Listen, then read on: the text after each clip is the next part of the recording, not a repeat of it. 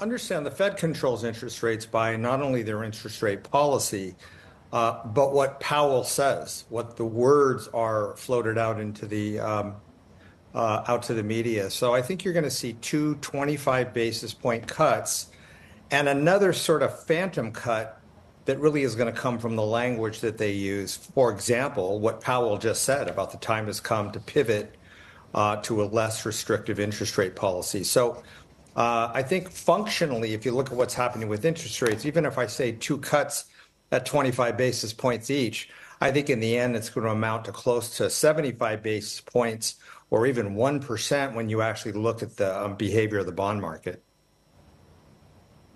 So what happens in the rest of the year? I know we've got that big election risk event in the United States, but does it broaden out? Does it keep going higher? Do you have a number that you can tell us?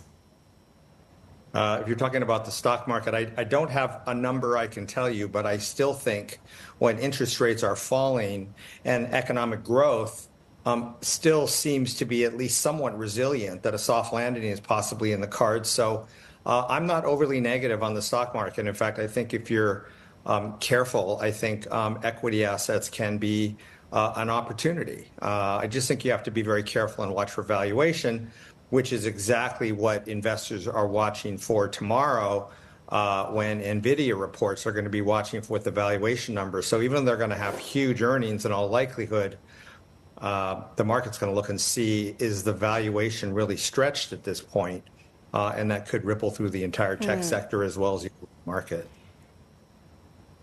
Right. So I was going to get to NVIDIA, obviously. Do you think it would be a market story? Is there any part of AI theme that you like, specifically, there are breakdowns, utilities, moving like a tech stock. So do you like chips at this point?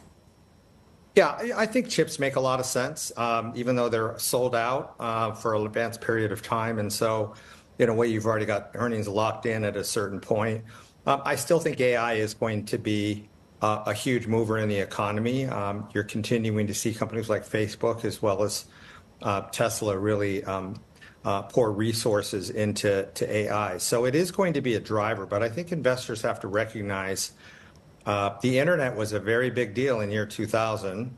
And year 2000, the technology market blew up. So just because there is optimism about a particular sector, that doesn't necessarily mean that valuations are warranted. And I think a lot of companies at this point in the AI space, and even companies, honestly, that aren't even in the AI space, that just staple the word AI to something that they're doing.